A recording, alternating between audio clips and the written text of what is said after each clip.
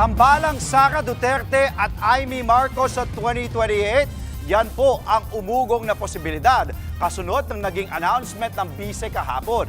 Bukas naman kaya dyan ang senadora na sa frontline ng balitang yan, si Mean Los Baños.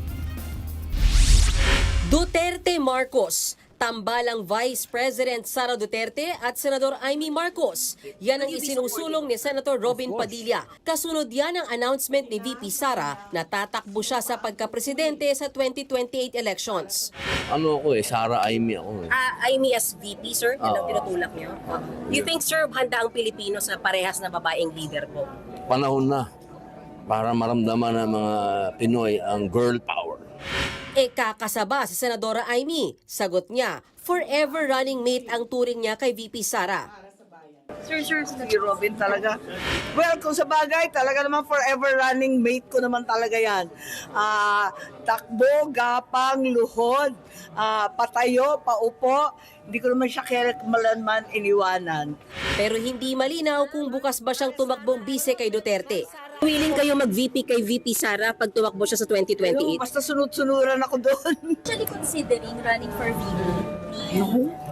Come, let's go. Tingin ni Senator Amy, mainam na nagdeklara na si VP Sara ngayon pa lang. Si VP Sara daw ang kabaliktaran ng administrasyong ito.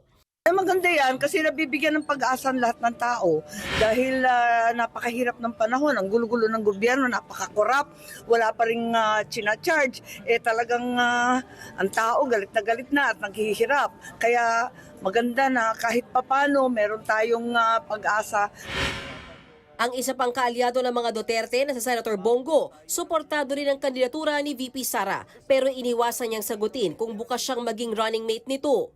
Huwag muna natin pag-usapan yung politika po sa ngayon. Trabaho muna tayo. Hindi rin minasama ni Senate Minority Leader Alan Cayetano na tumakbong bise ni dating Pangulong Duterte ang maagang anunsyo ni VP Sara. For me, the earlier na lahat ng kandidato ay mag-announce better. Bakit? Kasi mas mahihimay ng lahat, mas bantay ang kanilang kilos. Of course, I wish her well. Si Senator Risa Hontiveros una nang sinabing bukas siyang tumakbo sa pagkapangulo pero hindi pa ito final. Sa panayam ni Frontline Pilipinas anchor Cheryl Cosim sa programang The Long Take ng One News kay Hontiveros, inamin niyang si VP Sara ang pinakamalakas na kalaban ng oposisyon. Is the opposition po open to support from within the administration if only to prevent a Sara victory? Wala pang ganung usapan.